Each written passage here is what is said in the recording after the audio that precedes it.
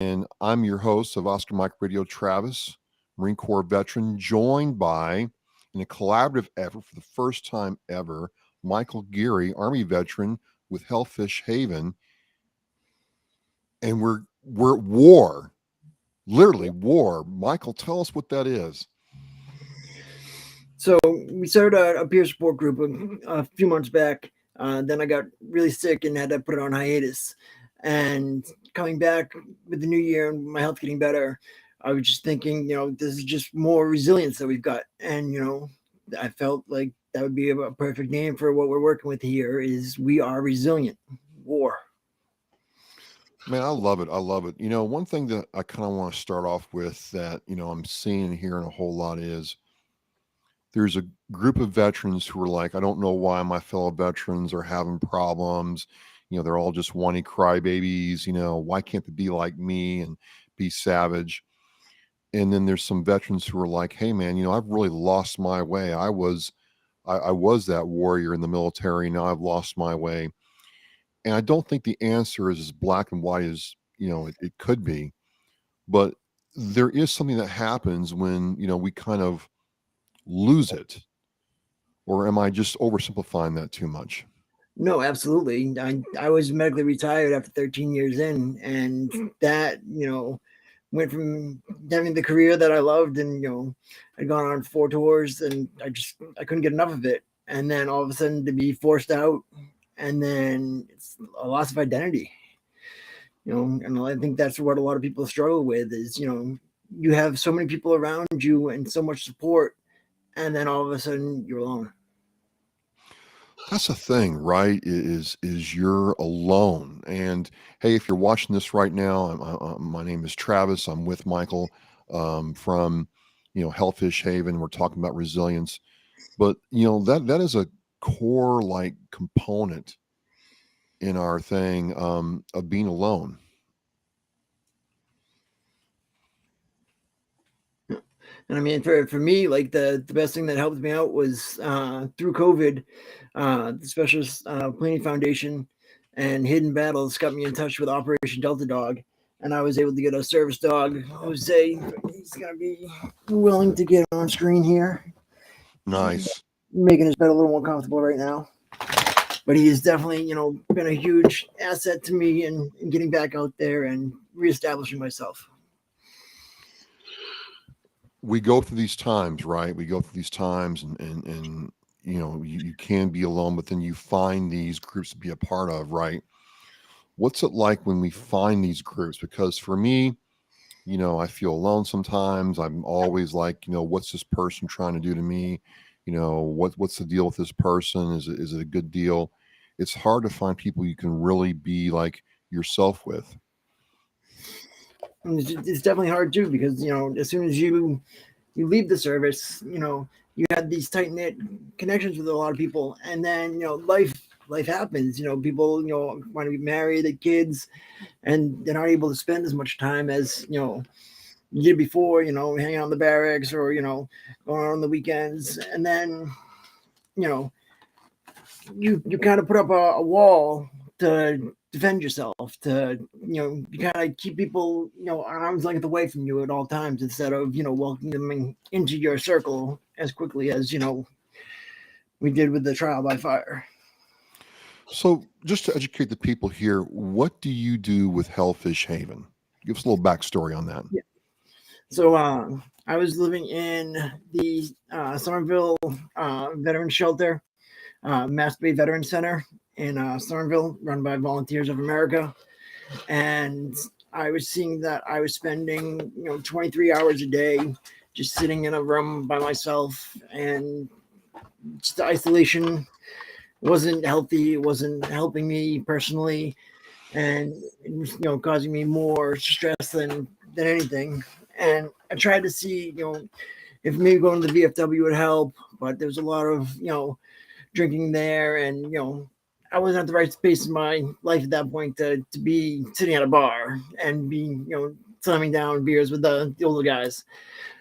And so I stepped back from that, and I really thought what's missing in the the veteran service, area, and it's a safe, sober environment for veterans to gather and to rebuild their community. We have the bars that we can go to, but we also need a place where we can go to that's sober, that that doesn't have the temptations of drinking, that doesn't interfere with people's recovery or their mental health symptoms or things like that, where they can just be themselves in an environment and have fun together. So one half of the office is a community center. We've got video games, board games, cards, gentle yoga, uh, coloring books, anything. We've had families come in, fathers and sons, wives, husbands, and then on the other side we have a computer lab across the courtyard from us at Brighton Marine. Is 30 guys that were previously homeless, and we've actually worked with them too, teaching them how to use their iPads that they were given during COVID, giving them one-on-one lessons to be able to use it instead of having this big paperweight in their room. And so I wanted to make sure that we were in a place close enough to a place that I was in, where I was in Somerville, and this one's in Brighton, but it's almost the same scenario. And I just wanted to be able to give back to those guys and then branch out from there and open up to more veterans as we grow. I think that's one thing that I like, and why what you said connected with me is there's this aspect of, hey, I got this problem. I'm going to take some sort of action to work through it. And I'm all about action. And by taking these actions and serving others, you actually got, on track to what you wanted to do. I think it's pretty amazing. So look, I'm going to drop a link in the chat. If you click on the link, will you be put into a staging area? If you get in the staging area and it works out, we'll let you into the stream and you can say hello to us real quick. Again, this is our first time doing this. We're feeling this out. So you're part of the show whether you like it or not. The links in the. We definitely want people to know that it's a peer project here. We want people to be interactive and to let us know what's going on and to share their stories and let people know that it's not just you and I, that it's there's a lot of us out there that are dealing with these issues, and together I think we are better and able to come up with solutions. Well, that's part of it, right? Is you got to be open to working together with other people. You can't be lone wolf through this. If you're going to be successful or understand what success is, you got to be able to be part of that fire team, be part of that squad to make things happen. I think a lot of us lose that sometimes when we get out and we're not in our platoon anymore. Mm-hmm. And it's easy too, because a lot of guys, they get out and they're like, I don't want to do anything with the military at all. I saw it with the Legion when I was the commander down in Foxborough. A lot of guys, wait, 10, 15 years, and then they start reconnecting with the service organizations, and then they start, using their VA benefits. And it's like, these things they can use instantly, and they can be part of these organizations as soon as they get out. But a lot of guys are, burnt out from the military too, and I can understand that. Well, hey, Michael, I've got my VSO from Abington, Adam Gunn. I'm going to bring him into the chat now. And there he is. Chief, how's it going? How's it going? Hi, Michael. Travis. Hey, how are you? Hey, it's great that you're here tonight. We're trying this thing out. Michael and I have met and connected, and it's kind of cool you're here, Adam. Adam approached me about things to do to bring vets in, and it's kind of interesting. You mentioned something that a person will get out of the military and wait 10 to 15 years to get back into it. What can we do to kind of shorten that window to say maybe a year or 6 months or even right away? I'm really curious what you think about that. I know one of the things that is going on right now, they have the ETS sponsorship program. And as guys leave the military, they're connected. I actually have a guy that I'm a sponsor with right now. He's getting out of the service in the next 8 months. And I'm already working with him to develop plans that he wants to do to get him enrolled in the VA, to get him, a head start, almost like he's PCSing to a different base. And, I'm welcoming him to the new base. instead of, now more welcoming into, the veteran life instead of the active duties that he's currently in. Nice. Adam, first of all, Adam is a Navy veteran, retired, and he's a veteran service officer for the town of Abington, and very involved in the community. Coming into Abington, and it's just one city out of many in the Commonwealth, what are you seeing for veterans, or when you talk to veterans in Abington, what are you hearing, Adam? Well, it's one of the reasons I was so excited to be here tonight. And as Michael, just one of the problems we have is, we can reach as veteran service officers, we're reaching the retired veterans, the ones that aren't working any longer, the ones that are volunteering out in the community, the ones that are, possibly going to the VFW and the American Legion and having beers. But I'm having difficulty. We are having difficulty reaching the younger veterans and trying to find a solution to bring them in and get them involved and provide help that's out there. Now, what do you recommend? I mean, what's worked for you so far? Some of the things I've seen, the silky hikes are big, right? The guys, going out there and doing the silky hikes in Boston, or, they're down Connecticut sometimes, Rhode Island. They bounce around. That's run by irreverent warriors. They get a big following every time they do one of those. Team Red, White, and Blue, Boston. They've got a good following. Do a lot of, it seems like a lot of like physical activity, a lot of giving back. Whether you've got Rubicon or the Mission Continues, it seems like the veterans are finding their own little spot and their little niche that works for them, and going to that instead of going to the post and then developing from there. It's almost like the internet has, given them a place to find their own home without that. And I think, maybe a virtual presence, will be, a good start, and then reaching out and doing activities that like are family based, because a lot of, these guys, don't want to go to because it's, it's just for the male veterans, or it's just for, older veterans. They wouldn't need something that, a young kid can be at and, jump in the bouncy house. I went to an event for Hidden Battles up in Northern Mass, right on the New Hampshire border. And, they had the front house, they had clowns, painting faces, and they all sorts of stuff. And then on the other side, they had the auctions going on for Hidden Battles, raising funds for the suicide awareness and everything, and all the programs that they do. They do a lot of cooking classes, fly fishing, like just a lot of interactive programs. And it seems like those are having a lot of success with the G1.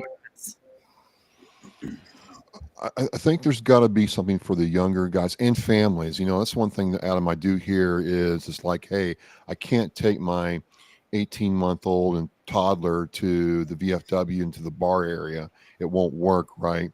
And then, on the times I do have my wife with me, it'd really be cool if there were other wives around.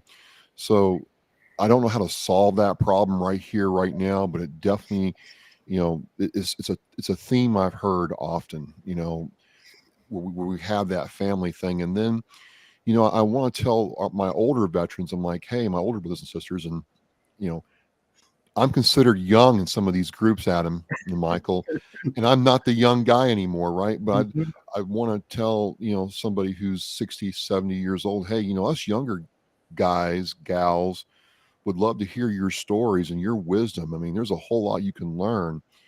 So I think it's a combination of those two things right now.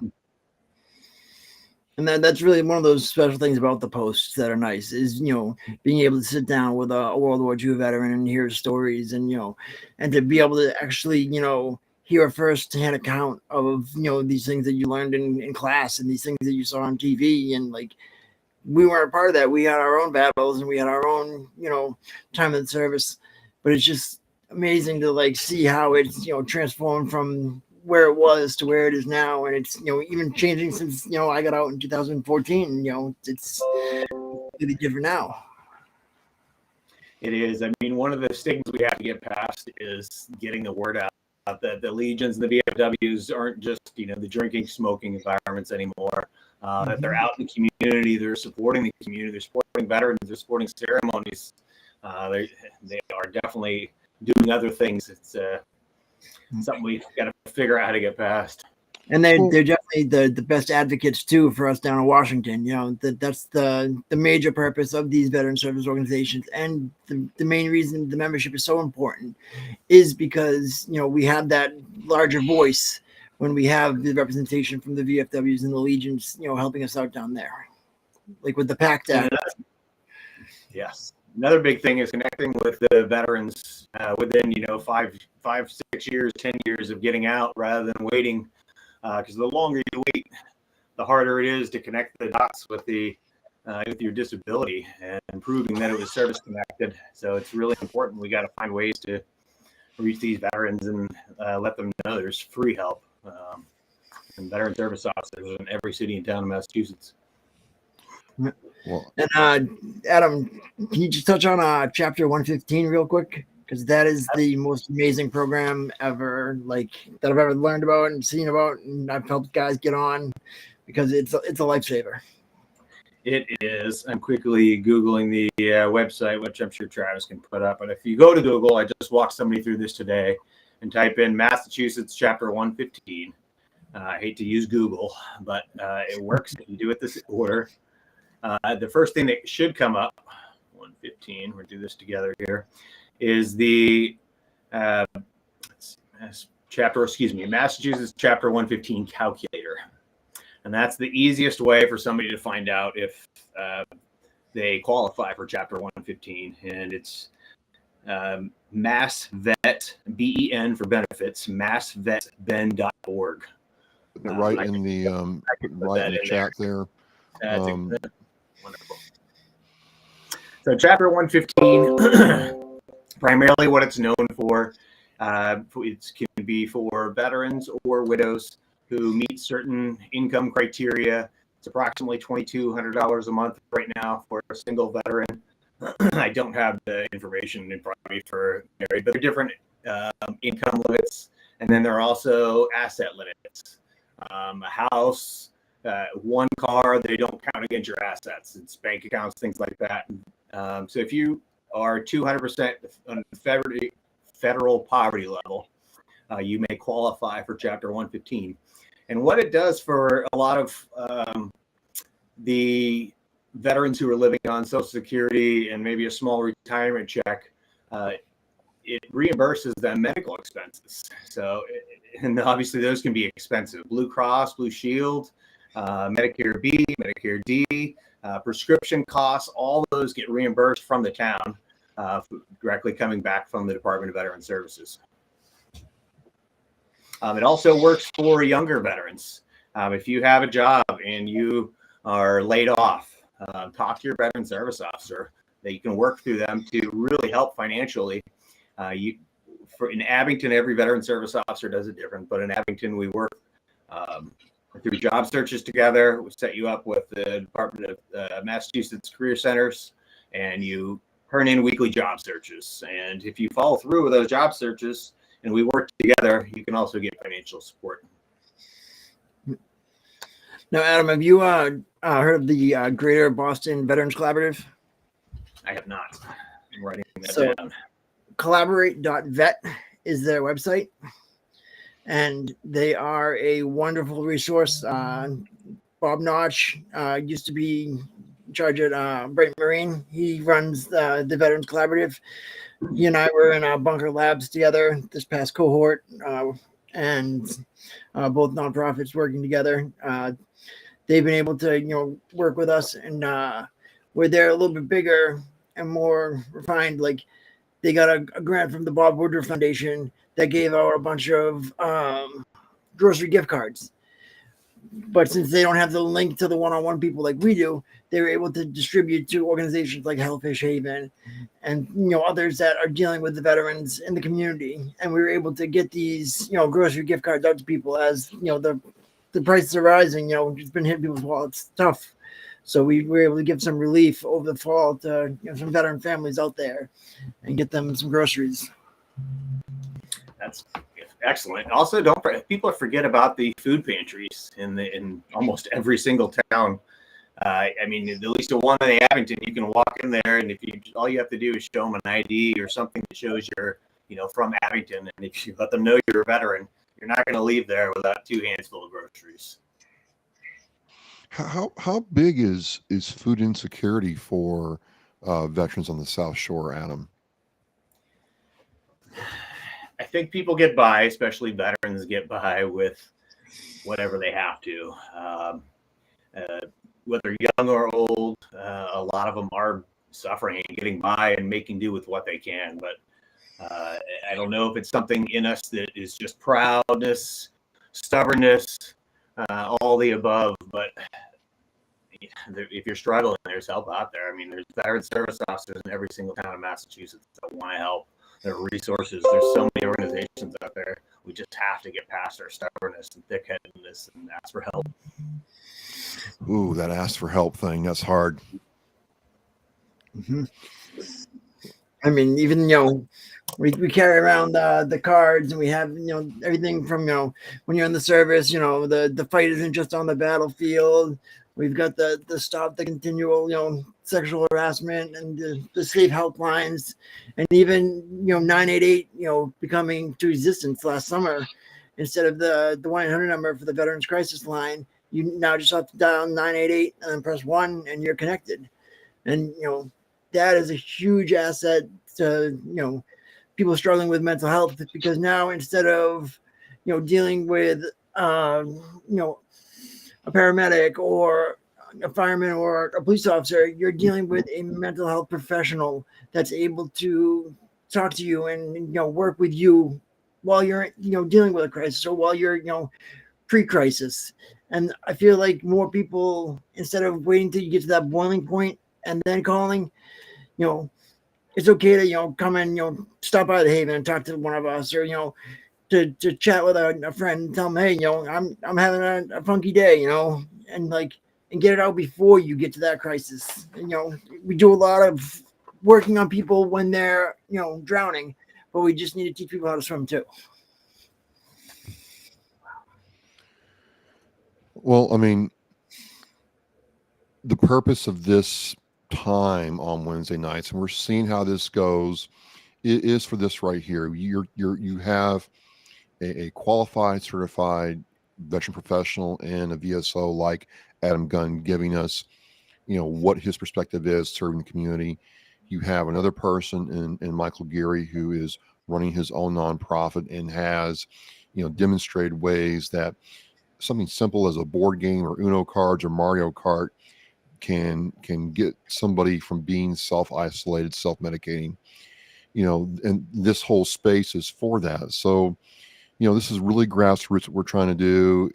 You might be sick and tired of looking at Zoom videos and stuff like this, which is why we got all the cool little graphics going on here. I don't know about you all, but I like the Hellfish Haven logo. And Yes. that's, hey, you know what? Tell us where did that come from, Michael? Because that is cool. Like, it's unique. When I see the angry fish there, I know something's going to happen. Yeah. So, Grandpa Simpson's World War II unit was the Flying Hellfish. And when I got to, name my squad on my 3rd tour in Iraq, I couldn't go with anything but Helfish. So we named the squad Hellfish, and then got the tattoo of it. That's awesome. And then, so, there's 4 of us in the squad that have the tattoo. So, if you look down when I was sitting there, you can see it on everybody's forearm down the row. And then when it came time to creating this safe space, the Haven, as soon as I said the word Haven, I was like, it's got to be Hellfish Haven. And I talked to an artist in Connecticut, ERJ yourself on Instagram and Facebook. And he's the one that actually developed the logo for me, the one with the tattoos first. And then I sterilized it for the 2nd year to make it easier to go on to things, because it was really tough to the little small details to be able to transfer it onto documents and to be able to share it. So we sterilized that and made it. He did a second version of it too, which was the Mortal Kombat version. Let's see if I can share it here. Oh man, that's awesome. Where we're working with gaming, he was able to do a Mortal Kombat Hellfish as well. Is it bad that I just had Mortal Kombat in my head? Oh, it's not. No, it's not. No, it's not. And like this board is where I started. I started going to different veteran functions, and just I had the board with me and a mission statement, and I would show people an 8-page PowerPoint, and this is what I wanted to do. And then finally I talked with a couple of friends and said, hey, I need to start renting a space and build this, because it's easier to show people by welcoming them into the space than to describe it, because it's hard to, in translation, to lose it. But when they come into the haven and they see the camo netting on the ceiling, and then they see what it can be, taking an office space and turning it into a community center. It's it's really been very enjoyable to do. Adam, I got a question for you. You've come out of the Navy, chief, retired. What's it been like? Chiefs are the boss, right? We all know that. But you take that and you come to a community on the South Shore and continue service. How has that made your transition, and how has Abington been to you in terms of helping you support veterans? Travis, my path is a little different than most, I think, because I was a career counselor in the Navy. So I guided people. My job was to help transition sailors out of the Navy, help them with goals and education. Most of the time I gave a lot of great advice, and sometimes it was really challenging to take that advice. So when I got out, I already knew who my veteran service officer was before I got out and retired from the Navy. I reached out. I told them I wanted their job, and they said they loved it. And fat chance. But they helped mentor me as well. I think that was my biggest saving grace, was finding a good mentor when I got out, and he helped train me and tell me what I need to learn to start my one passion now, the veteran service officer, taking care of veterans. So my path is a little bit easier, but if you don't mind, Travis, I'd love to turn it back over to Michael a little bit. I'm curious about how it was for you when you started that, and what kind of age group you're seeing since you've been since you've had the space open. So like I said, when we first got into the space, the first guys we wanted to deal with were the guys across the courtyard. We wanted to deal with those 30 vets that were previously homeless, and we wanted to engage and work with them any way that we could. We had the computer lab available for, education, employment, veteran benefits, medical appointments, whatever they needed it for. And we got word from Bright Marine staff that they needed an iPad literacy course. And so what we did is we developed an iPad, course, and we printed out, papers and said, if your screen doesn't look like this, go back to the previous page, and then, click, step by step, and did it, and sat with guys. And some of the guys were locked out for 14 days because they put their wrong password in, and Apple's real son of a gun, and it gets you like that. And so we would have to keep some of the iPads in the office, so guys weren't tempted to try to put the wrong password in again. And so at first there was an older crowd, and as we opened up and as we got more established, we started getting the people I don't want to say like our age, because it fluxes from, I'm going to be 40 in December. And then, these guys that are coming in have been from 25 to, 55. So it's really been up and down. But like I said, the most interesting thing that I've seen is the dynamic of like the father and son coming in, or the mother and son coming in, and like being able to, play a game with their kid while also learning about, a benefit that they needed help with, or, going over their VA claim with me. And then, it's those things. And like, we have a wall of resources and other, veteran organizations that, we've vetted and have worked with, that, we're not willing to just send people out to an organization, because even Mass Benefits Advisor it used to be a complete dead website, and now it's all revamped and it's new again. So it's like you really have to keep an eye on things, because so quickly it goes from being live and active to all of a sudden dead link, dead link, dead link. So it's like you gotta stay on top of some of these organizations, because a lot of the nonprofits are out there, but they don't really have a task and mission that they're focused on, and they're just trying to be like a general organization, and there's too many of those. There needs to be more. This is my piece of the pie that I'm working on, and this is here. Like another organization that does the gaming, but they bring their gaming mobile, is Frost Call. Oh yeah. And they're run by a one of the doctors at Home Base Program. And Frost Call, they go to the Boston Veterans Center and they'll set up like a mobile gaming, and they'll have 5 or 6 different gaming stations, and guys will be able to come into the Boston Vet Center, and they'll be able to play whatever game. They had a tournament at the Constitution. So the Constitution opened up the museum, and the big projection room. They set it up and they used a giant projector, and the guys did a tournament there that evening. Mm-hmm. It was really cool. We got to be there as as like a veteran service organization. In between the battles and the games, guys would come out and talk to the different organizations and learn what we had for them and what we were out there. Fantastic. Now, do you think this is a piece that, now that you've gone through this and the process, do you think this is a piece that you could pick that somebody else could duplicate in other cities and towns? And absolutely. I mean, that's what the initial goal of the Haven was going to be. The VFW presents Hellfish Haven, or another local organization, whether it be Homeless for Our Troops, sets up something, or Red Cross make something, or like we really wanted to create like almost like a USO MWR type space for veterans. And that's what we're working with. We're even looking into creating one in Lowell too in the future, because there are so many veterans in the Merrimack County, and there is not really a good place for them there to go and gather. So we're looking with Hidden Battles and the Special Spleen Foundation to see, what's out there, and what we can create out there for them.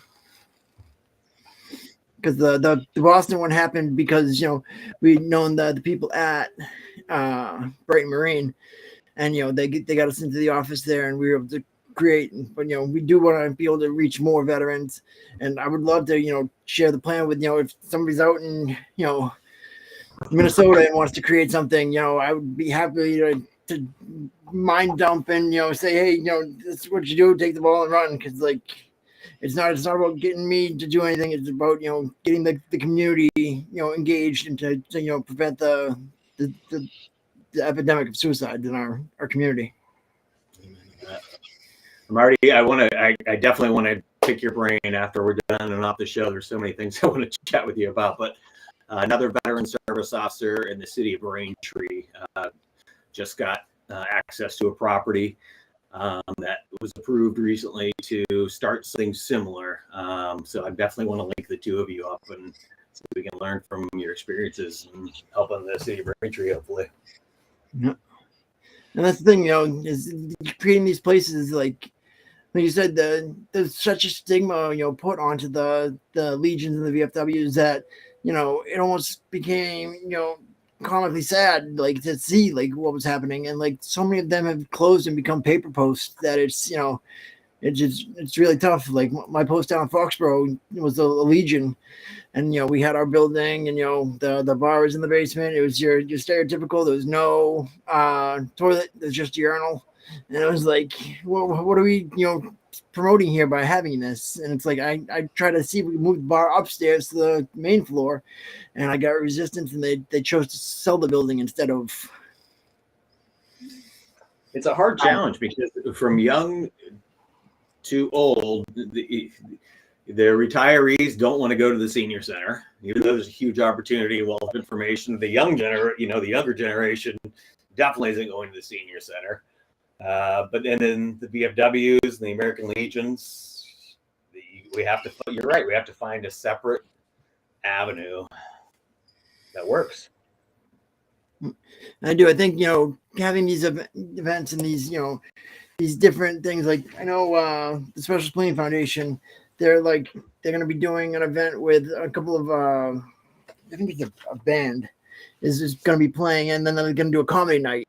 So these different things are, going to be out there to be able to engage. Like right now, I feel like it's a lot of everything that's going on is we have to get to guys versus waiting for them to come to us.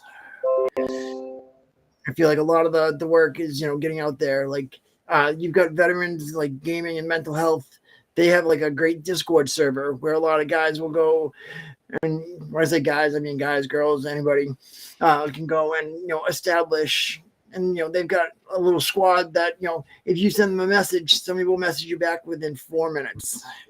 So I mean, these guys are out there, and they're creating these different spaces, whether it be online or whether it be a place like Hellfish, even brick and mortar. This is really cool. Well, this is really cool, Michael. This is why we did this. I don't know what's going to happen if Adam, the Braintree VSO, and you link up, but who knows what could happen. Adam, I was thinking, I was at the pancake breakfast that happened a couple weeks ago, right? And maybe next time with a little elbow grease, we have some, VFW, American Legion representation there. So these high school leaders who are working in their leadership programs can meet these older vets and really, understand each other. That is the challenge.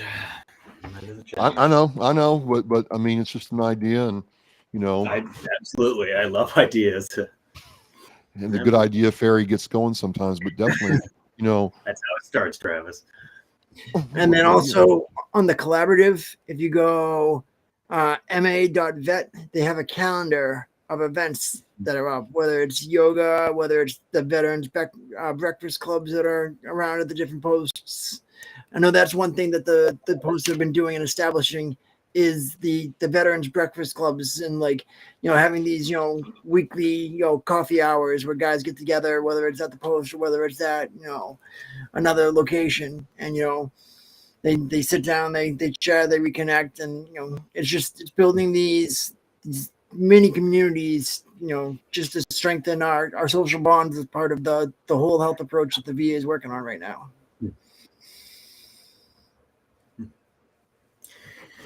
That's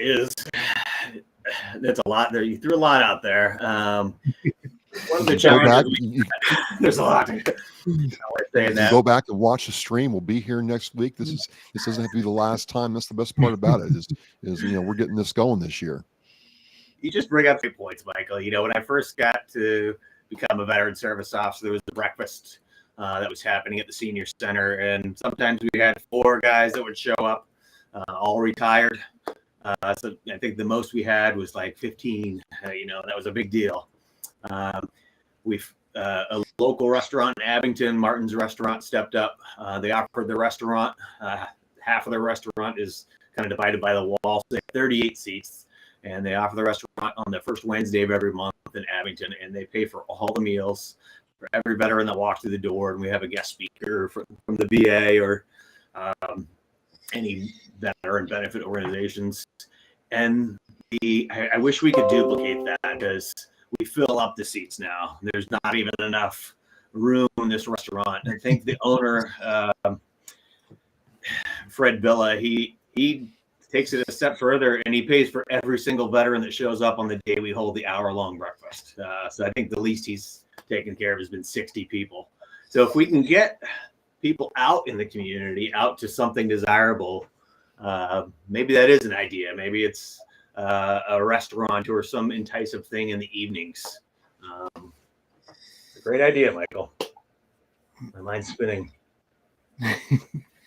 And that's the biggest thing is just when me and Travis was talking about how to kick this off and how to establish it, we said we want to really have the engagement of other people coming on, and because what good are the things that we do if we're not sharing them? Like, because if we're just sitting there and, if Hellfish Haven's only doing this, or, the other organizations are doing this, we got to work together and like spread it, and that's what we talked about, that this being, the grassroots, that we can spread the different,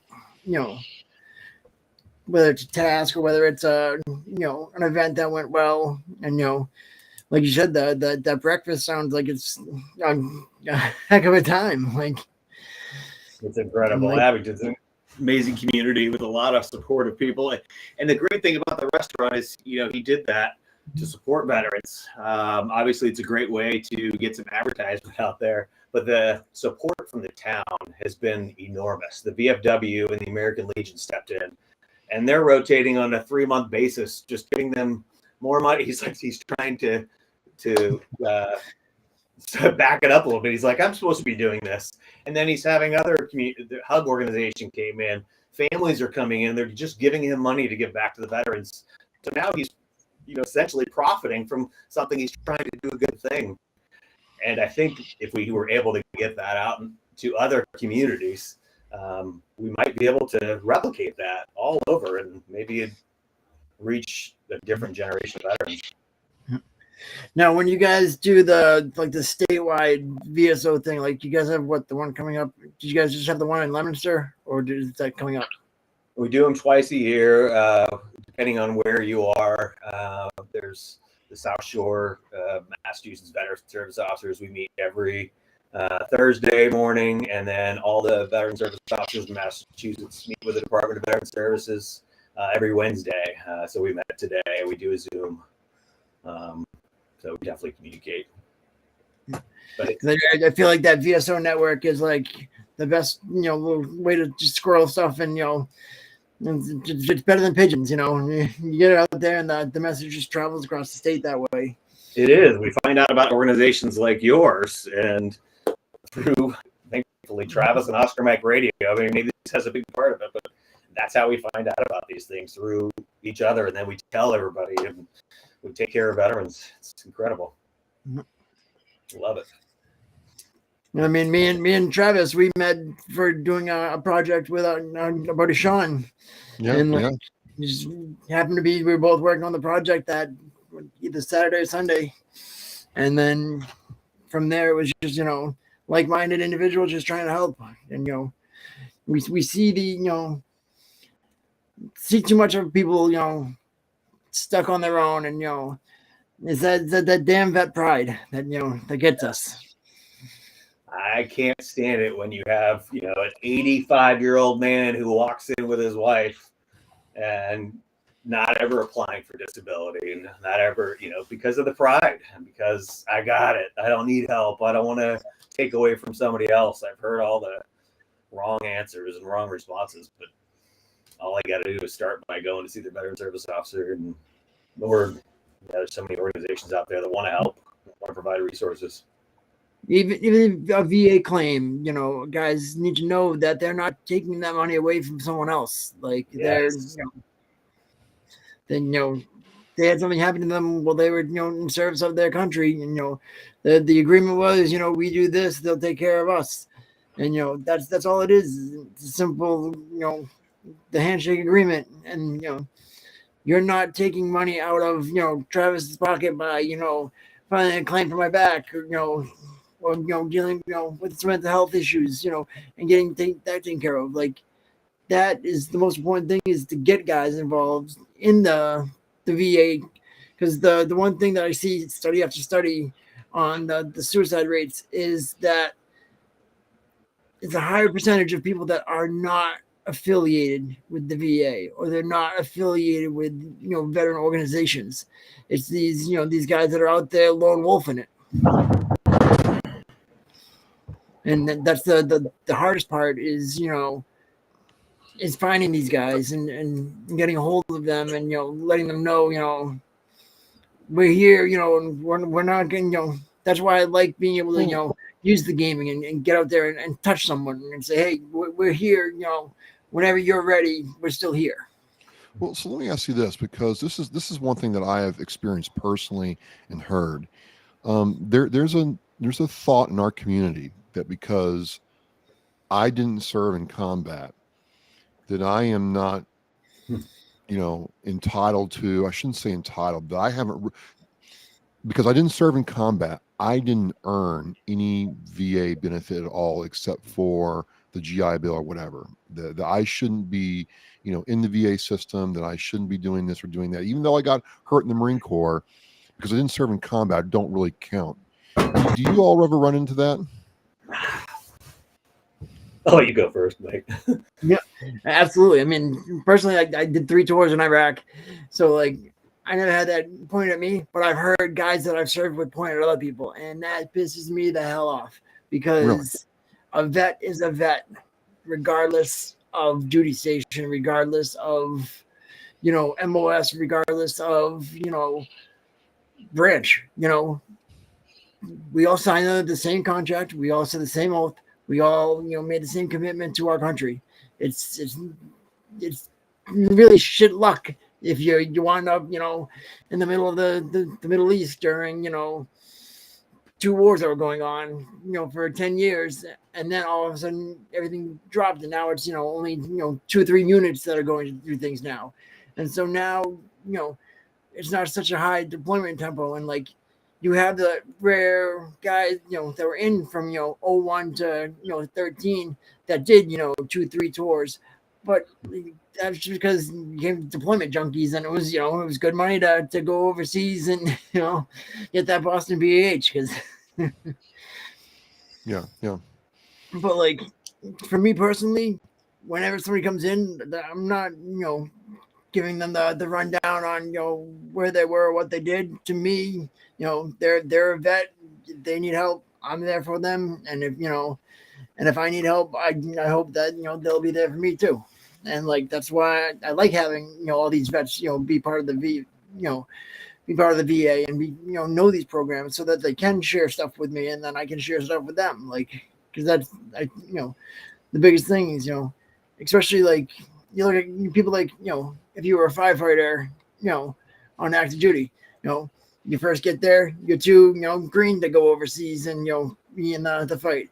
And then after a while, now you're the senior guy there. Now you're not going because you're the senior guy. So, it just happens to be that, the luck of the draw says, Mike Geary, you're going to go back there 3 times. But, another buddy, gets stuck, stateside being like, what the hell? And it is, we both made the same oath and we both said the same things, and we both served our country, and the pride should be in that, not the extracurriculars. I mean, if you want to beat your chest and be proud that you jumped out of an airplane that was perfectly good, that you didn't need to jump out of, these guys can do that. But we were with the pride is about serving your country. It's not about what you did or how much of a badass you were or whether you pulled a gun on somebody or not. Every part of the military, we need administrative, clerical people. We need to be able to cook meals. We need every piece, and everybody does their part. And it's not always the ones holding the guns who sometimes save lives and make difficult decisions. Filing a VA claim doesn't have to be from being in combat in Afghanistan. People have military sexual trauma claims. You can be in so many different situations that have affected your life, and it's nothing to be ashamed of. No matter what it is, everybody's different. One person may not be able to handle seeing violence the same way as another. It doesn't make it right, wrong, or indifferent.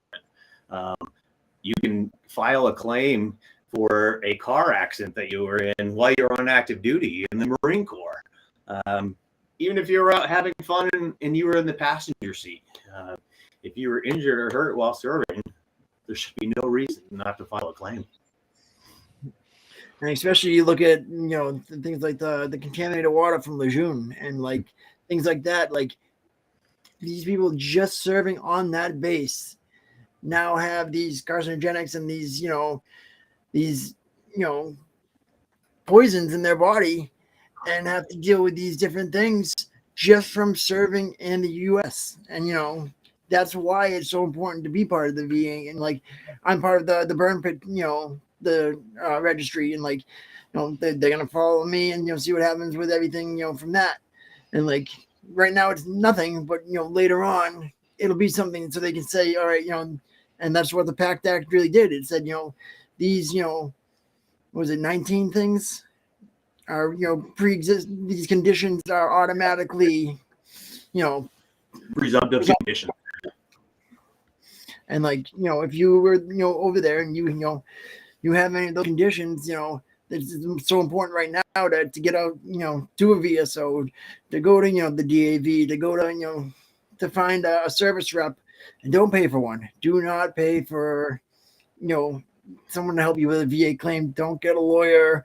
Like, there are so many people out there that get paid to do this and do it for free because they get paid from the DAV, they get paid as a VSO, they get paid from these different organizations, and they have the experience doing it. So just, again, I hate seeing guys going, they lose, the first 2 years of their VA benefit because they had a lawyer do it instead of somebody that does it for free. Unfortunately, when you Google, Camp Lejeune contamination water, you're going to see 50 different lawyer sites that are all paid before you find the VA website. So I always look for va.gov when I'm searching anything to make sure it's straight from their VA website. I mean, it lists the first va.gov website when you search for Camp Lejeune contaminated water, lists all the presumptive conditions right there. There's no reason to go to a lawyer who's going to take 40% of your disability for X amount of years, when veteran service officers are every city and town in Massachusetts. You have to be certified by the state. Yes, there are good ones and bad ones, but there's so many avenues that you can go to another one. You can go to DAV. You can ask somebody for help if you're not getting the warm and fuzzy. Even the Paralyzed Veterans of America, you don't have to be paralyzed to use their service officers to, for assistance.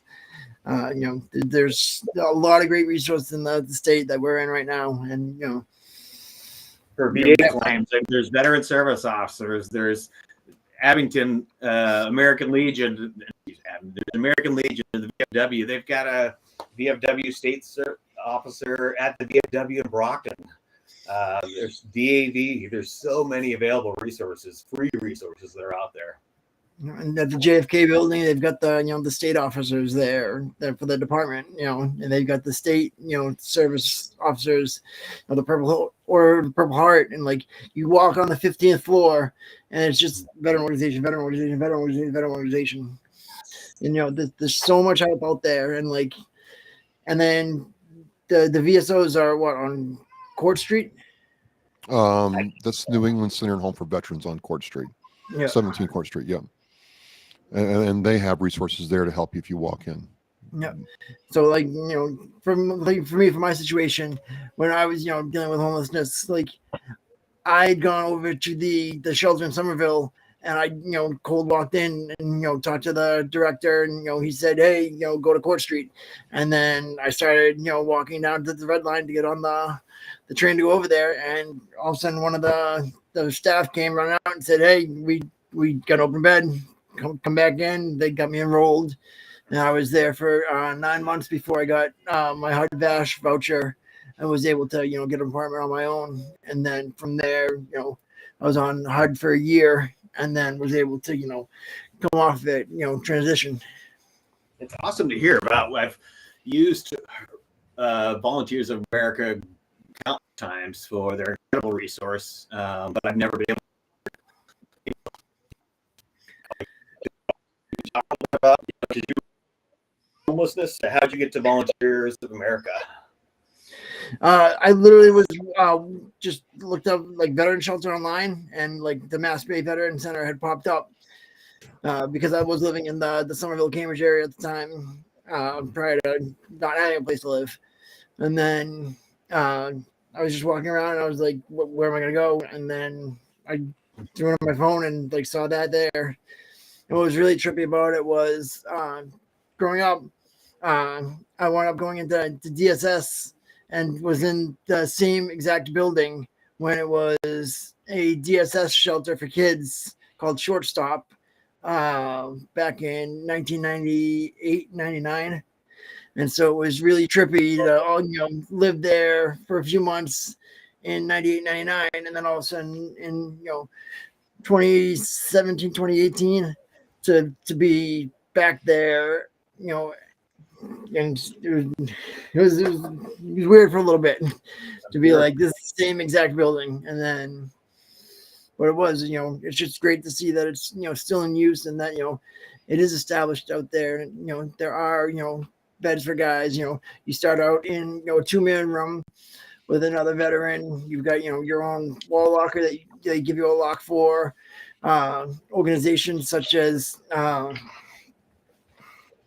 there's organizations that will donate a book bag and toiletries and things like that. So like your first day there, you're not just like up Schitt's Creek. Like they're helping you out and they're working with you, and they've got people that are there that'll get you employment opportunities. And like you go to the career center, the one-stop shop, and you go and you sit and you work with these different organizations. And that's I think the best part of all of these things is that they have these functionality of being a shelter, and then they also have the employment, and they have the psychiatrist on site, and they have whether it's you're dealing with mental health or substance abuse issues, or whatever your trouble is, they're going to help you get on the right path to help yourself. And that's the biggest thing, is if you're ready to help yourself, the help is out there. Absolutely. You can message me anytime, and I'll let you know where it is. And but definitely be out there and ready for this, because it was a trip for me to get that, to get to that point in my life. I was a sergeant first class. I had done, I've been medically retired. I should have been set for life, but it took me 6 years to get my pay correct. And, I started out at 60%, and then I wasn't getting the VA and the Army retirement. I was only getting the VA, and then got the combat related special compensation 6 years later, and finally was able to stand on my own. But it does, it takes a lot to be able to go into a place like that and be like, please help. Like, yes, that's the biggest key, is being able to ask for help and having the courage. Well, Michael and Adam, we're at an hour right now. Time is flying by. We just blew through this. A lot of good themes that we touched on tonight. It was good hearing both your stories. And the theme I got the most is you don't have to be alone. And if you put in the action, you put in the effort, it might take a while, but good things can happen. Absolutely. And like, it really is, it's not always going to be dark. Like, that's the biggest thing that I can say is like, I was down on my face, and like, I was, like I said, in that room 23 hours a day at times. And, it's, you pick at every little thing that you did wrong in your life while you're sitting there by yourself, and like, oh, I should have done this better. I should have done this. But, the best thing is these little cards. That's right. That's pretty powerful. We do matter. And we are resilient. War. Well, we're going to be back here next Wednesday at 7:00, right, Michael? Absolutely. So we'll make another event, ladies and gentlemen. It worked really well having, Adam come in as a panelist, guest, whatever you want to call it. Adam, I want to thank you for sharing with us. Thank you very much. This is just Thank you for having me, Travis. Yeah. It's just a real grassroots effort to do something. And, there's a lot being done, a lot of people who serve us and never see the limelight and get their story told. And, we hope to use this as a way to, get the word out there. Because to Michael's point, if we don't share what's going on, then we can't help each other out. All right. Well, we're going to shut it down. Thank you again. You can go to, I've got the links in the chat here, hellfishahaven.org. All the others, this will replay on YouTube, everywhere else. And, we're on track. We are resilient. Now let's go to war. Good night.